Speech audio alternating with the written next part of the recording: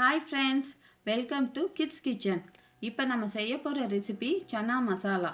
அது எப்படி செய்கிறதுன்னு பார்க்கலாம்.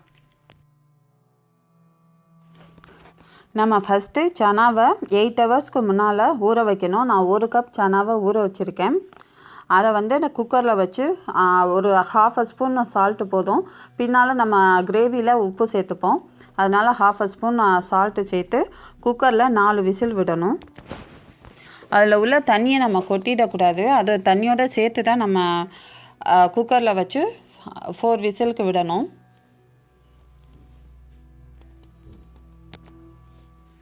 ஒரு பேனில் ஆயில் ஊற்றி அதில் ஒரு ஸ்பூன் சீரகம் போட்டு, பட்டை கிராம்பு ஏலக்காயெல்லாம் போட்டு, அதோட வெங்காயம் போட்டு ஃப்ரை பண்ணணும். ஒரு 1/2 ஸ்பூன் உப்பு சேர்த்துக்கணும். வெங்காயத்துக்கு தகுந்த மாதிரி உப்பு சேர்த்துக்கணும். நல்லா டீப் ஃப்ரை பண்ணணும் ஆனியனை.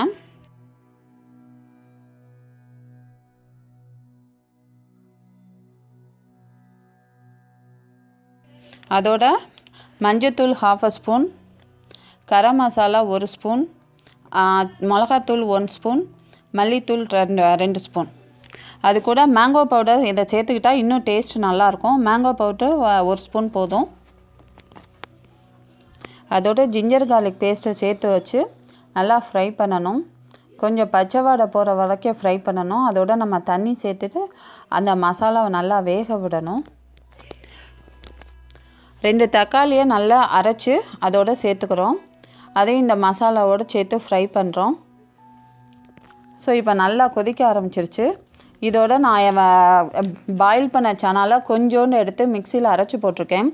கையால் நம்ம க்ரஷ் பண்ணோம்னா 1-2 இருக்கும். மிக்சியில் அரைச்சோம்னா நல்லா பேஸ்ட்டாக இருக்கும். அதனால தான் நான் மிக்சியில் அரைச்சி போட்டிருக்கேன்.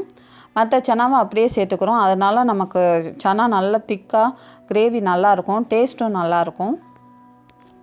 இப்போ சனாவை நம்ம சேர்த்தாச்சு.